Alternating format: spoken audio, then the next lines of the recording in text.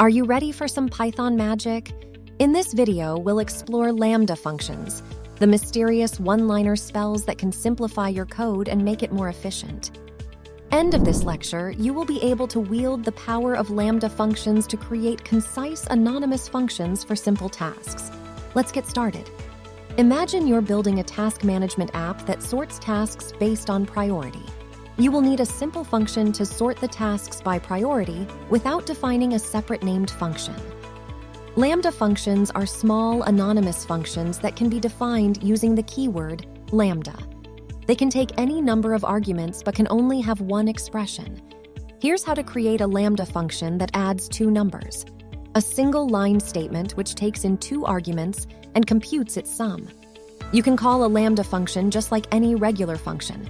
Here you find a single line of Python code, which is calling a lambda function and generating the result. Let's move on to the Python code to see its functionality and working.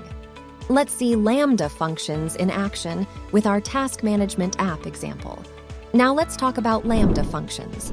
A lambda function is written in a single line.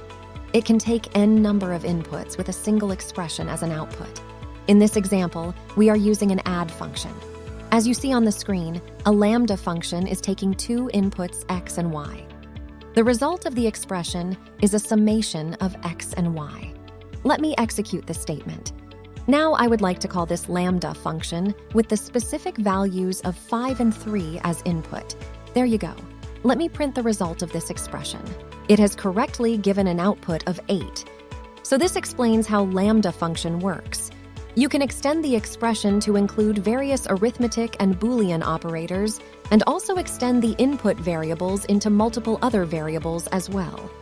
However, try to limit the expression into a single statement. It's a very powerful function that can be leveraged in a number of places to ensure that the function gets executed to generate the desired result. Now, taking another example, I have a list of values. These are sets with a list of values.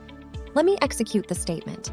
Now I am using this variable in another function called sorted, which has a lambda function associated with it.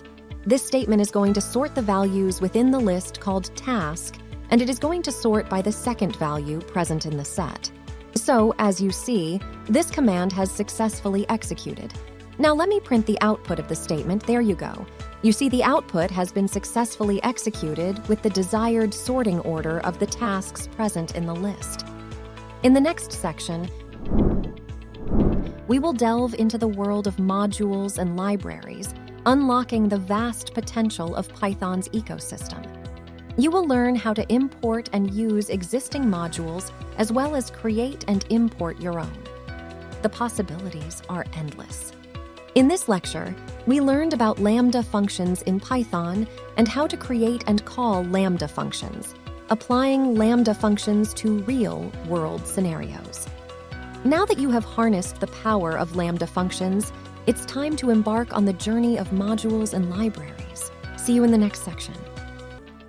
Thank you for joining us today. If you found this video valuable and want to see more awesome content, remember to hit that like button and drop a comment below. Your likes and comments are our fuel, motivating us to keep creating free courses and helpful content. And of course, don't forget to subscribe and ring the notification bell so you never miss an update. Let's build this amazing community together.